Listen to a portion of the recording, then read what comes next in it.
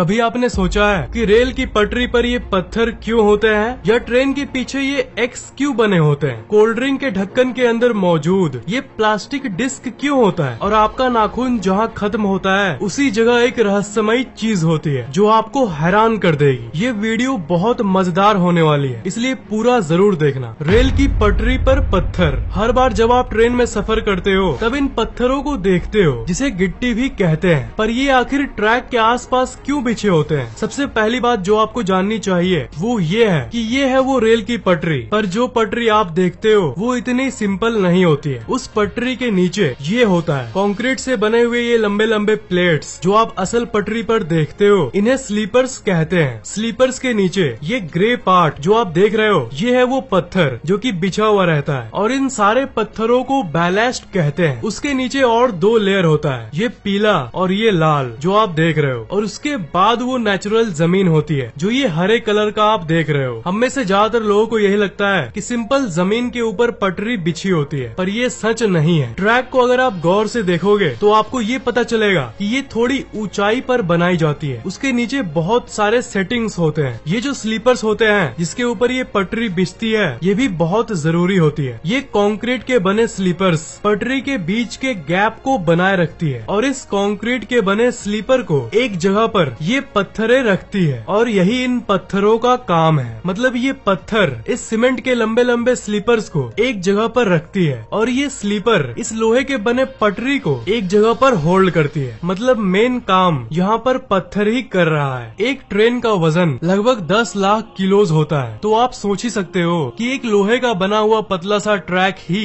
इसे नहीं संभाल पाएगा। एक ट्रेन को संभालने में इस लोहे का और इस कंक्रीट के बने स्लीपर का और इन पत्थरों का, इन सब का मिल के योगदान होता है। पर देखा जाए तो फैक्ट ये है कि सबसे ज्यादा लोड इन पत्थरों पर ही जाता है। ये पत्थर ही वो चीज है जो ट्रैक को एक जगह पर फिक्स रखती है। पर रेलवे ट्रैक के नीचे कोई भी ऐसी वैसी गिट्टी का इस्तेमाल नहीं किया जाता। अगर इन गिट्टियों के बदले गोल गोल सॉफ्ट पत्थरों का इस्तेमाल किया जाता तो वो एक दूसरे से टकराकर गोल गोल घूमने लगते और पटरी एक जगह पर नहीं रह पाती। ट्रेन के वजन के चलते पटरी भी हिलने लगती, इसलिए स्पेशली नोकीले और रफ पत्थरों का इस्तेमाल किया जाता है जिसके कोने गोल ना हो, जिसे कि गिट्टी कहते हैं, ताकि जब भारी ट्रेन उस पर से पार हो तो ये नोकीले पत्थर आपस में अपना अकड़ बनाए रखे जो कि गोल पत्थर नहीं कर सकते। और इस अकड़ के चलते चलती हुई ट्रेन चाहे कितनी भी भारी हो, ये लोहे का बना हुआ पटरी और ये स्लीपर एक जगह पर फिक्स रहता है। इस पत्थर का और एक काम है, जैसा कि आप जानते होंगे कि अगर गिट्टी नहीं दी जाए तो ट्रैक का कुछ ऐसा हाल होगा, वो घास और पेड़ पौधों से भर जाएगा। तो वो पत्थर इन्हें भी उगने से रोकते हैं और घास को जमने से रोकने के साथ साथ ट्रैक के आसपास पानी के जमाव को भी रोकते हैं। तो अगली बार ट्रेन से सफर करो तो एक बार इन पत्थरों को सैल्यूट कर देना और लोहे के बने ट्रैक के बदले इन पत्थरों को नोटिस करना कि कैसे ये पटरी को एक जगह पर रखते हैं। पर और एक बात आपके मन में आ रहा होगा कि मेट्रो ट्रेन जो होते हैं उसके ट्रैक में तो इन पत्थरों का इस्तेमाल नहीं होता। तो बात ये है कि जो डायग्राम मैंने आपको दिखाया ये मेट्रो ट्रेन में फॉलो नहीं होता है। डायरेक्ट स्लीपर्स को रखने के बाद ट्रैक को रख दिया जाता है बिना किसी गिट्टी के। ज्यादातर मेट्रो ट्रेन अंडरग्राउंड या फिर ब्रिज पर बने होते हैं, इसलिए पत्थरों का इस्तेमाल नहीं किया जाता, क्योंकि मेट्रो का ये ट्रैक मिट्टी के जमीन पर नहीं बना होता, इसलिए यहाँ न पेड़ जमने का प्रॉब्लम होगा और न ही पानी जमने का। और जनरली मेट्रो ट्रेन का वजन नॉर्मल से कम होता है और वो छोटे छोटे क्यूट से होते हैं, इसलिए यहाँ मेट्रो ट्रेन के पटरी पर इन पत्थरों की जरूरत नहीं पड़ती। ट्रेन के लास्ट डब्बे पर एक्स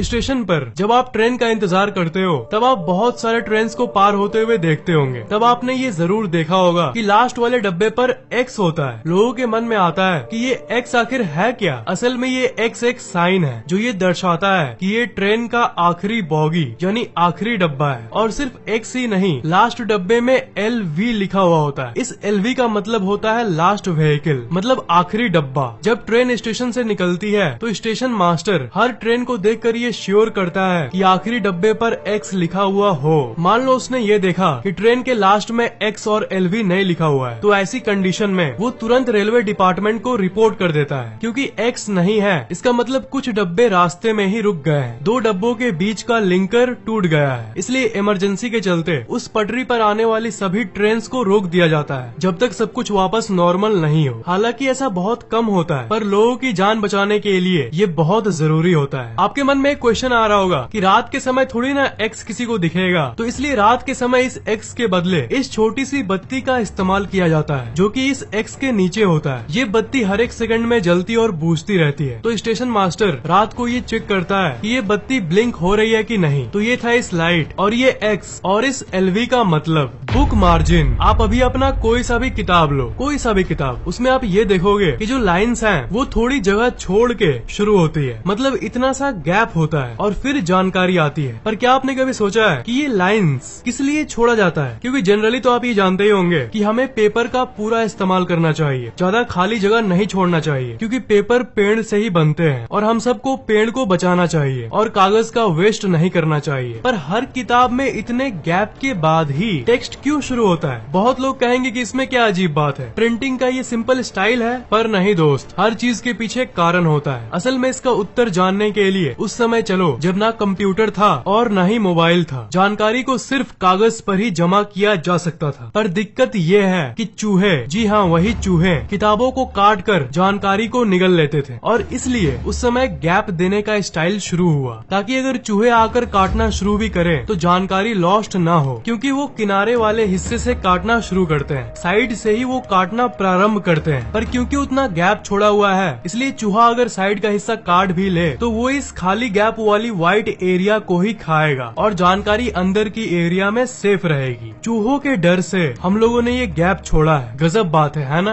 बॉटल के अंदर वाली प्लास्टिक रबर डिस्क आपने जरूर देखा होगा कि आप जो कोल्ड ड्रिंक खरीदते हो उसका जो कैप, जो ढक्कन होता है, उसके अंदर एक रबड़ का ऐसा डिस्क होता है। ये डिस्क एक्चुअली में एक प्रेशर सील का काम करता है, मतलब एक ऐसी चीज जो कि कोल्ड ड्रिंक को और उसमें मौजूद गैस को बाहर निकलने से रोकता है। वही एक चीज है जो कि बॉटल को एयर टाइट बनाता है ताकि बाहर का हवा उसमें नहीं घुस पाए। सिर्फ ढक्कन अगर हो और ये डिस्क न हो तो अंदर का गैस थोड़ा थोड़ा बाहर आना शुरू हो जाएगा। पर वो गोल्ड डिस्क एक्चुअली में एक्स्ट्रा प्रोटेक्शन देता है ताकि थोड़ी सी भी गैस अंदर से बाहर न निकले। बैग पर बना हुआ डायमंड, सारे बैग्स पर तो नहीं पर आपने ज्यादातर बैग्स पर देखा होगा कि ऐसा डायमंड शेप का डिजाइन उसके ऊपर बना हुआ रहता है। ज्यादातर लोगों को लगता है कि ये सिर्फ डेकोरेशन यानी सिर्फ डिजाइन के लिए बनाया हुआ होता है, पर नहीं। इसकी फैक्ट जानने के लिए थोड़े समय पहले चलो। पहले के समय में बैग ज्यादातर वो लोग इस्तेमाल करते थे जो हाइकिंग और क्लाइंबिंग करते थे, यानी जो पहाड़ों पर जाते थे एडवेंचर के लिए या फिर रिसर्च के लिए। उन्हें बहुत सारा सामान लेके जाना पड़ता था जिसमें कोई कोई सामान बैग के अंदर फिट नहीं होता था। इसलिए बैग बनाने वाले ऐसे डायमंड शेप बनाते थे ताकि लोग अलग अलग सामानों को, जैसे एक्स्ट्रा जूतों को, ऐसे टांग पाए। और किसी किसी हाइकिंग बैग पर तो ऐसे बहुत सारे एक्स्ट्रा डायमंड्स बने होते थे ताकि वो बहुत सारे एक्स्ट्रा सामान को टांग पाए। जो इस फैक्ट को नहीं जानते वो ऐसे डायमंड को देखेगा तो उसे तो ऐसे ही लगेगा कि ये सिर्फ डिजाइन के लिए बनाया गया है, पर सच्चाई तो कुछ और ही है, जो कि है कि ये एक्स्ट्रा चीजों को कैरी करने के लिए बनाया गया है। नेल क्यूटिकल्स, आप अभी अपने नाखून को ध्यान से देखो। जहाँ से नाखून शुरू होता है वहाँ से लेकर थोड़ी दूर तक ऐसी पतली लेयर होती है। हो सकता है कि आप अपने सारे अंगुलियों में नहीं देख पाओ क्योंकि ये बहुत पतला और छोटा होता है, पर एक न एक अंगुली में आप ये जरूर देख पाओगे। ध्यान से देखना, इसे क्यूटिकल्स कहते हैं। ज्यादातर लोग इसे यूजलेस चीज मानते हैं और बहुत लोग तो बारीकी से अपने क्यूटिकल्स को हटवा भी देते हैं ताकि उनका नाखून एकदम परफेक्ट दिखे। पर एक्चुअल साइंटिफिक फैक्ट की बात करें तो वो आपके नाखून के हेल्थ के लिए बहुत जरूरी होता है। असल में ये क्यूटिकल एक सुरक्षा कवच की तरह होता है जो कि आपके उस जगह को बैक्टीरिया से बचाता है जहाँ से आपका नाखून शुरू होता है। उस क्यूटिकल के बिना आपका नाखून का जो जड़ है जहाँ से वो शुरू होता है उसमें कई तरह के बैक्टीरिया एंटर कर सकते हैं, इसलिए वो क्यूटिकल आपके लिए जरूरी है। पैन के हैंडल पर छेद, आपके किचन में अगर ऐसी कोई पैन होगी तो उसके हैंडल पर इस जगह पर आपने इस छेद को जरूर देखा होगा। आपको क्या लगता है ये सिर्फ डिजाइन के लिए होता है? सिर्फ पैन में ही नहीं, ऐसे जितने सारे बर्तन होंगे उनमें से ज्यादातर में छेद यानी होल रहती है। 90% लोगों के दिमाग में ये आता है कि ये टांगने के लिए बनाया जाता है, पर असल में ये इसके लिए नहीं बनाया गया। हाँ, टांग सकते हो पर असल वजह इज समथिंग एल्स। इसका असल वजह ये है, ये स्पून यानी चम्मच को अटकाने के लिए होता है ताकि जब आप कुछ बनाते हो और बीच में खाने को चलाते हो यानी स्टीर करते हो तो आप स्पून को वहीं पर फंसा पाओ। अगर आप खाने को चला के स्पून को कहीं और रख दोगे तो फिर वो लिक्विड इधर उधर लग जाता है और पूरा मेस हो जाता है। लेकिन अगर आप ऐसे रखोगे तो स्पून से अगर कुछ चुएगा भी तो वो उसी में जाके गिरेगा। इरेजर का ब्लू पार्ट, जी हाँ, उसी इरेजर की बात कर रहा हूँ जिससे पेंसिल का लिखा हुआ मिटाया जाता है। ऐसे जो इरेजर होते हैं जो 2 कलर्स के होते हैं, रेड और ब्लू, इसने मुझे बचपन में बहुत परेशान किया है। बहुत लोगों के मुंह से आपने सुना होगा कि ये जो ब्लू पार्ट है ना, ये पेन की इंक को मिटाने के लिए होता है। अगर आप पेन से लिखा हुआ इसे मिटाने की कोशिश करोगे तो ये आपके पेन से लिखी हुई चीज को